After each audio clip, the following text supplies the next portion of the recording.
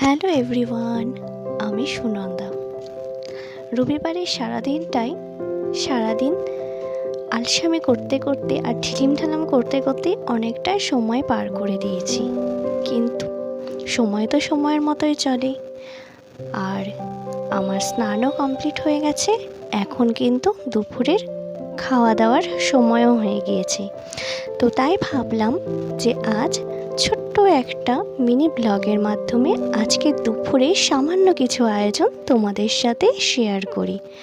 তো আজকের দুপুরে আমি করেছিলাম সাদা ভাত, স্যালাড, কলার চোচা বাটা, শুক্তো, আর এদিকে দেখতে পাচ্ছ লাল লাল ঝাল ঝাল, ওটা কিন্তু মাংস নয়, ওটা কিন্তু ভুল করো না, ওটা করেছিলাম শোল মাছের কষা, আর করেছিলাম বোয়াল মাছের ঝোল।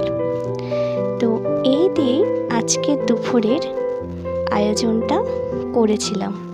খুব বেশি কিছু করতে পারিনি, তো ভাবলাম এটাই তোমাদের সাথে শেয়ার করি।